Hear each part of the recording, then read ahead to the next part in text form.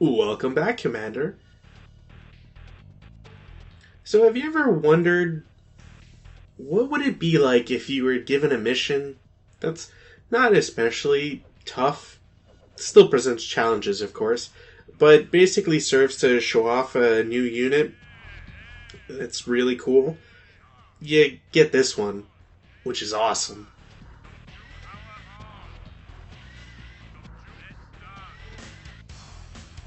If it's not obvious, you're given two squads, or at least we'll assume that five guys is a squad, but you're given two groups of shock troopers. As the briefing stated, you're basically supposed to wipe out everything on the map. And it's a very free-form kind of mission, which is unexpected and rather nice. It kind of reminds me of um, several like Age of Empires missions where you kind of had one main objective, and you can do it in multiple different ways. The end objective or end goal is always going to be the same, and so is the result.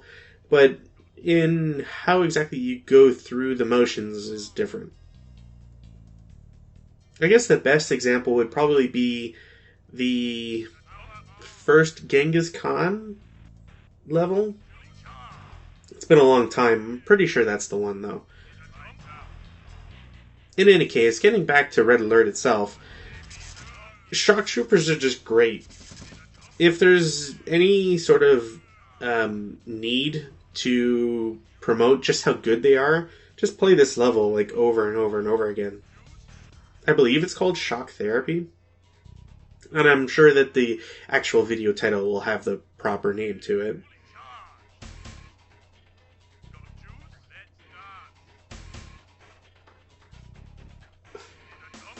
So as I mentioned in the previous video, shock troopers are just good. You can't run them over with vehicles, which is an odd choice, all things considered. Just because of the way that the sprite looks, it just looks like another unit. So you wouldn't really assume that they would be uncrushable. Not that I'm complaining, though. It's nice to have a unit that, for the Soviets anyways, poses an actual threat to vehicles.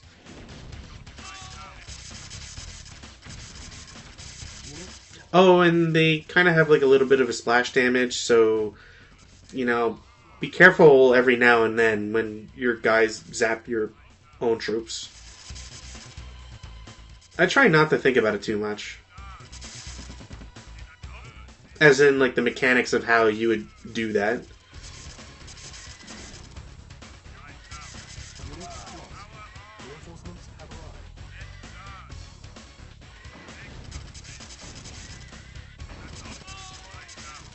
As with previous missions, if you happen to lose a certain number of your starting units, you get a nice group of reinforcements.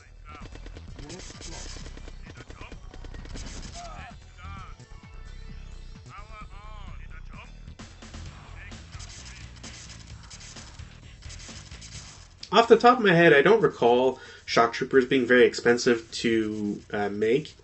So, really, the only major downside to shock troopers are that at the end of the day, they do take a little bit of time to quote unquote reload.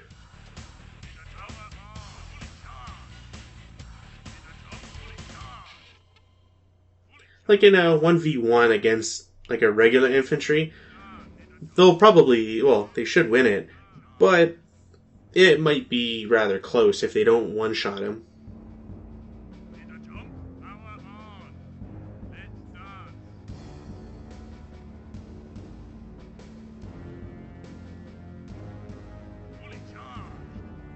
You don't really think about it until you either like rewatch it or sort of put a lot more like time into the initial execution. But it's neat that they actually have pillboxes around because it kind of shows you how shock troopers are strong versus buildings, but you still have to be careful versus defensive structures like the pillbox. It also helps validate the pillbox's existence just that much more, considering how the Soviets never really had much in terms of infantry anyways. The Grenadier and its space jam shot aside, there's just not much of an incentive to, say, buy and actually build pillboxes. You throw in some shock troopers into your attacking force, and now you have a actual, like, valid reason for it.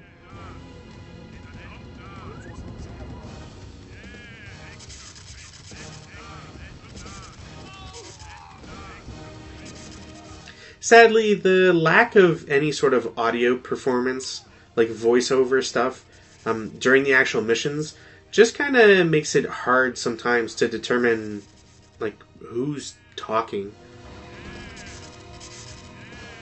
You know, when you see a line like "stop them" and kill everything in the city, it's probably assumed that the first line is the good guys and the second line is the bad guys. But there's no clear indication of that.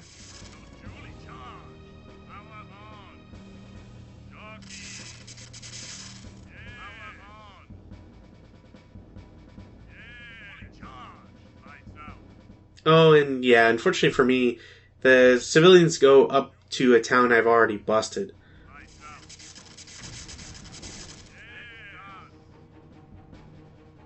Thankfully, though, it doesn't really warrant having to send the entire group I have up north.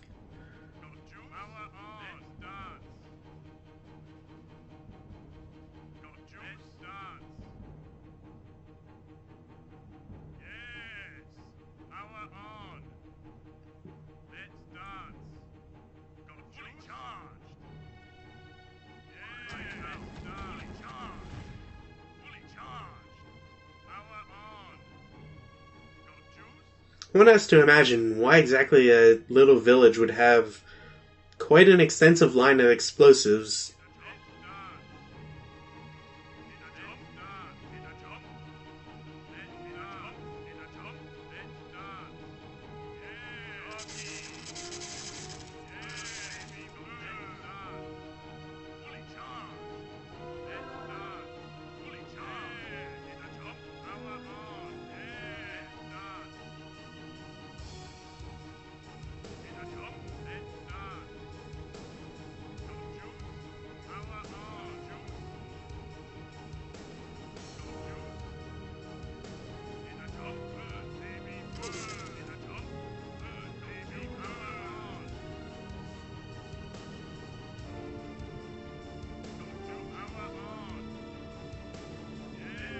While the level is freeform, one of the downsides, though, is that, well, to put it plainly, the Allies do have a base on this level.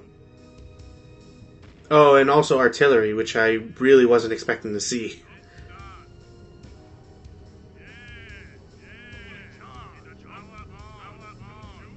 I was actually hoping that the artillery would try to cross the river,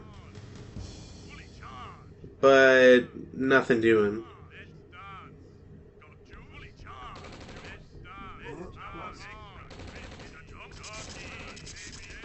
I can only imagine he tried to double back, and it just makes it my play here just kind of really bad because I'm splitting my forces and they're being taken out by the two biggest counters that exist for shock troopers. But getting back to the map, so the Allies do have a base, which kind of implies that if you happen to go after the base last, you kind of put yourself in a position where they're able to replenish units that are out on the map. So you're kind of at a disadvantage by taking out the base last.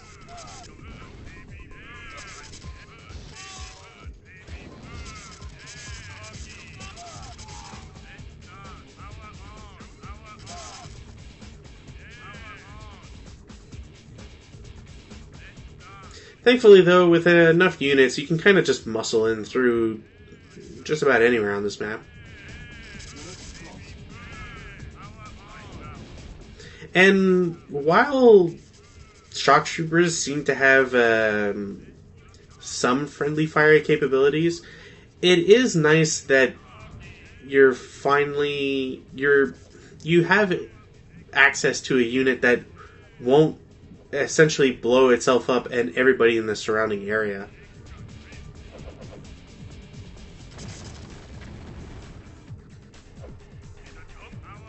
I'm honestly also surprised that the paradrop, like the parabombs there, seem to come in like 4 separate loads, because it's all the same plane.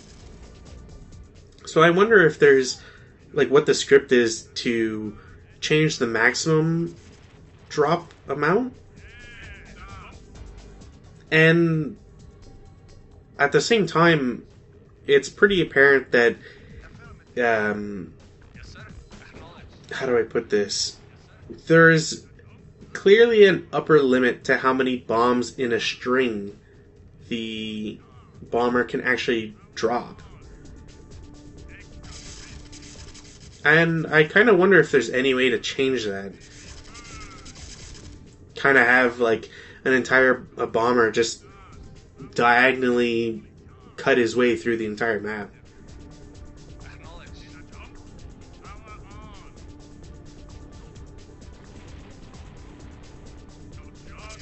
You know, I didn't think about it, but it'd be nice to know if I captured that hospital, would it heal my units?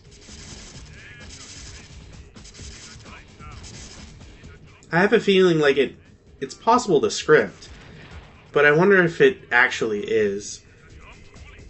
Sadly, I don't think there's anything in the game that tells you as much. You sort of just have to try it and see if it works.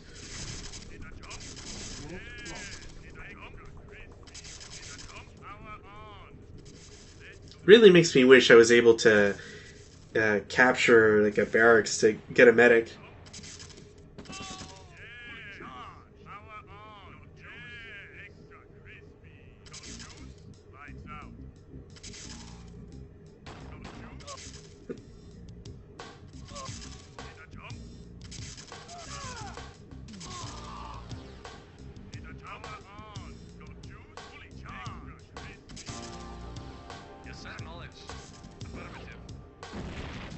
You know, I kind of wonder why exactly my nuke truck stopped, and what exactly forced the civilians to go to the base in the southeast.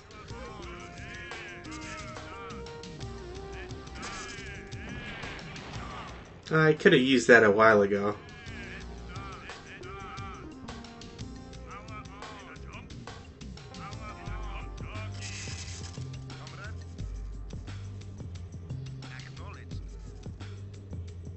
Well, I guess not every civilian went to the southeast, which just kind of confuses me even more. I just kind of want to know what the trigger is.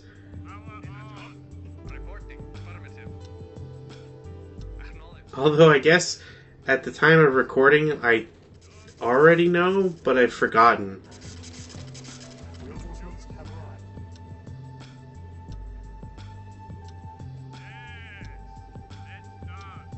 Oh yeah, and if you happen to do things in the actual proper order, you know, like destroying the outlying defenses, it's like the right way to play this mission.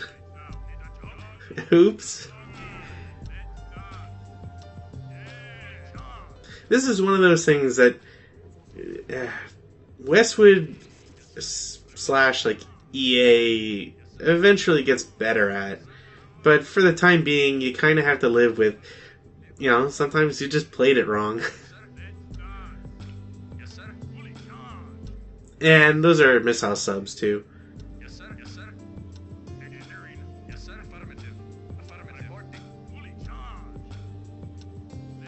I have to wonder where exactly those rocket soldiers were, because I have no clue.